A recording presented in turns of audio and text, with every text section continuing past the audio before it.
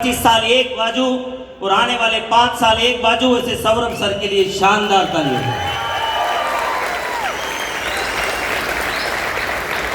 हमारे सभी सीनियर्स के लिए जिन लोगों ने आज आरसीएम को यहां तक पहुंचाया है, वो सभी महान लीडरों के लिए एक बार शानदार तालियां। और हमारे छोटे से छोटे परचेजर से लेकर जो भी आरसीएम में जिनका भी छोटा सा रोल रहा है, वो सभी के लिए सम्मानजनक ताली। हमारे सभी ब्रांड पार्टनर्स के लिए एक बार जोरदार ताली। धन्यवाद। और स्टाफ के लिए तो जितनी भी बजा सकते हो कम है। और मुझे लगता है कि शायद दिनेश भाई को ये बोलने के लिए भेजा। मैं माफी चाहता हूं, मैं आरसीएम मेरा मानता हूं इसलिए बोला हूं,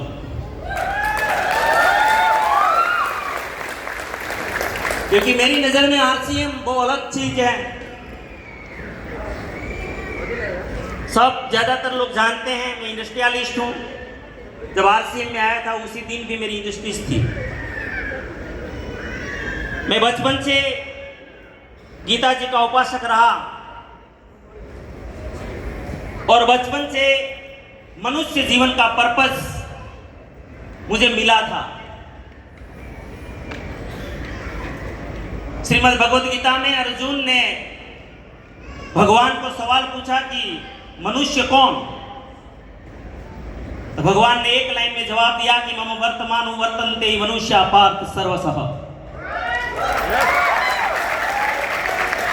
अर्जुन 100% अवतारी पुरुषों को जो फॉलो करता है वही सिर्फ मनुष्य है।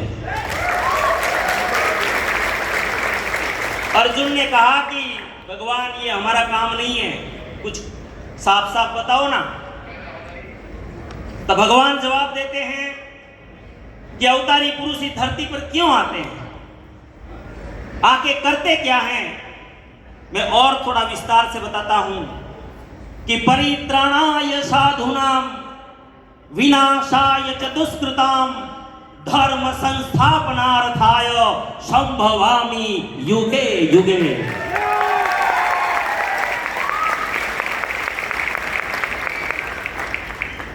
मुझे पता तो था कि मनुष्य जीवन का अर्थ क्या है, लेकिन मेरे पास प्लेटफॉर्म नहीं था और मेरी वो औकात नहीं थी, क्योंकि अवतारी पुरुष ज्यादातर राजा के घर में जन्मे थे और मैं तो गरीब किसान के घर में जन्मा था।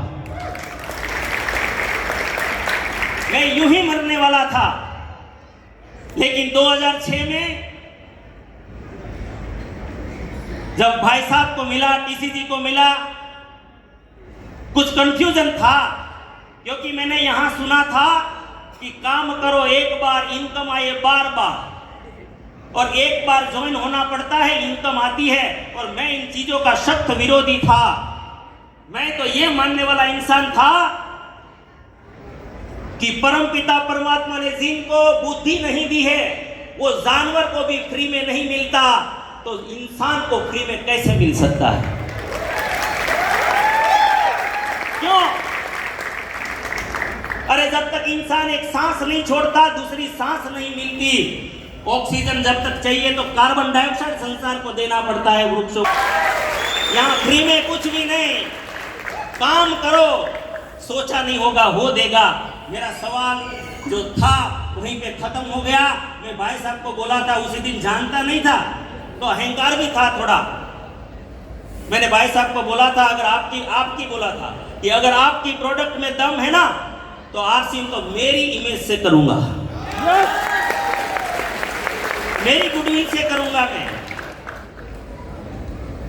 उस समय कुछ भी पता नहीं था। मुझे कॉन्सेप्ट बहुत पसंद था। आज साथियों, आप आरसीएम को क्या मानते हो मुझे नहीं पता।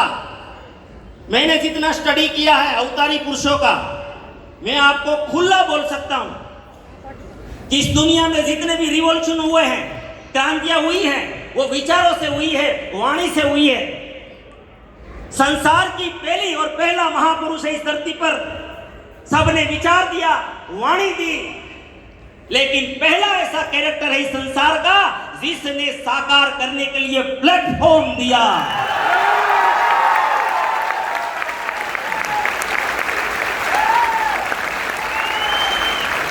एकमात्र त्रिलोचन छाबड़ा, एकमात्र आरसीएम। ये मेरा अभिमान है, ये मेरा स्वाभिमान है। कट जाएंगे साले, मर जाएंगे, इनको कभी झुकने नहीं देंगे।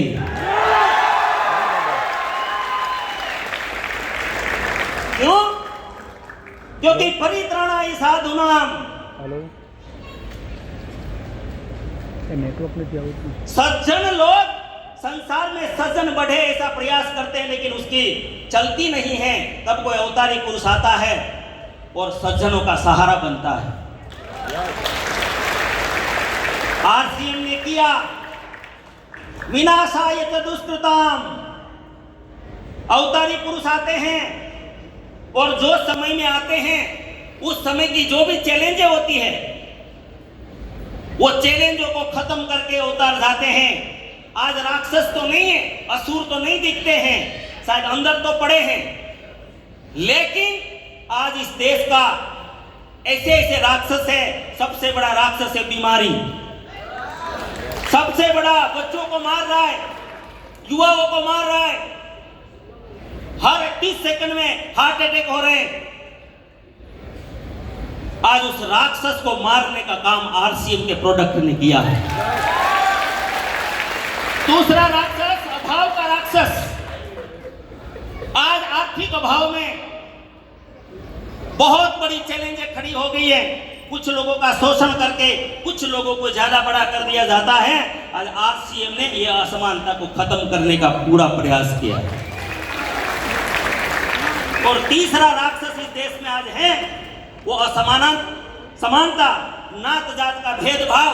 आज आरसीएम ने एक नात जात सब मिटाकर, पता नहीं कौन धर्म, कौन जाति, कौन ज्ञाति, कौन भाषा, आज सब एक दूसरे को गले लगा रहे हैं।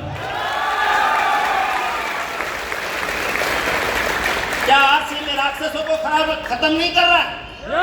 तो दूसरा चरण भी आरसीएम कंप्लीट कर रहा है कि विनाशाय च दुष्कृताम और धर्म संस्थापनार्थाय। दुनिया धर्म को हिंदू, मुस्लिम, सिख का ईसाई बोलती है, लेकिन असली धर्म क्या है? मैं अगर किसी का पति हूं तो मैं मानता हूं मेरा पति धर्म क्या है। अगर कोई पत्नी है तो पत्नी का धर्म क्या है, भाई है तो भाई का धर्म क्या है। ऐसे सब जगह अपने अपने धर्म हैं। अगर हम वो धर्मों का पालन कर ले तो मुझे नहीं लगता हमें झगड़ों पे पड़ने की आवश्यकता है। और वो आरसीएम ने करके दिखाया है। हेलो, इसीलिए समझना है तो इशारे में समझ जाइए। ये कार्य को कोई बिजनेस ना समझे, ये गलती कभी मत करे। अगर ये बिजनेस करना होता तो हम एक तेल क्यों लाते? गुजरात मूंगफली का मांग रहा है, साउथ में 3 राज्य नारियल का मांग रहे, आधा भारत सरसों का मांग रहे। अगर वो लाते, अगर बिजनेस करना होता। लेकिन आज एक ही चीज कि मुझे बिजनेस नहीं करना, मेरा स्वास्थ्य रक्षा का अभियान मुझे साकार करना है देश के लिए।